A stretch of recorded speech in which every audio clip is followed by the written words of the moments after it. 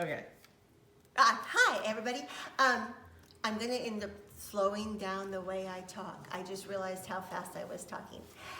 We're going to do a little bit of writing. We're still doing informational writing.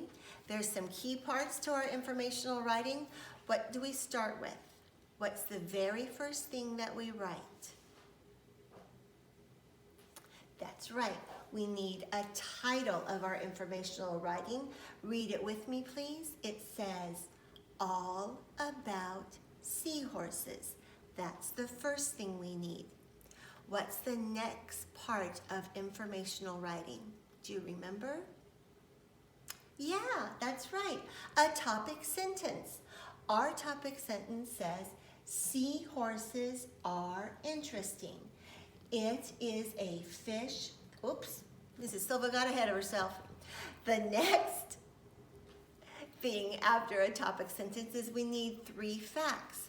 We read this seahorse book, so we know that we have 3 facts in our seahorse book. I'm really making Miss Costa have to work swimming that camera back and forth.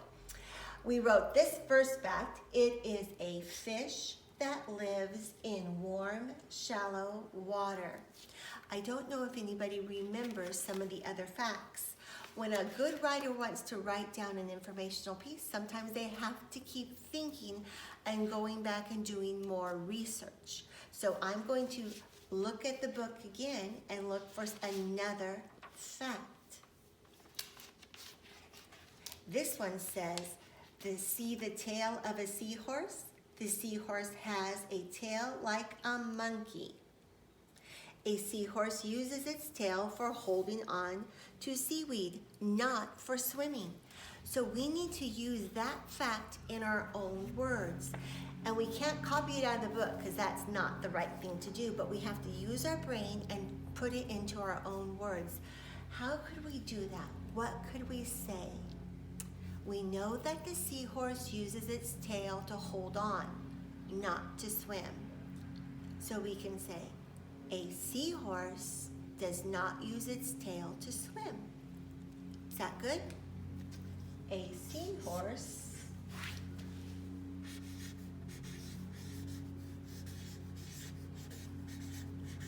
does not use its tail to swim. I'm going to put a comma there because I think that needs a little bit more information. What did the book say that the tail is for? What does he use it for? Right, he uses it to hold itself in place, to hold on to things. So we wrote, a seahorse does not use its tail to swim. It's used to hold on to seaweed.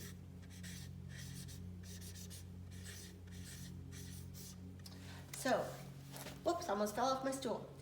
That's the second fact we have. Let's just read our facts.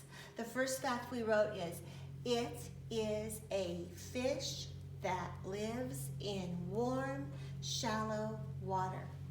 Fact number 2, a seahorse does not use its tail to swim. It's used to hold on to seaweed.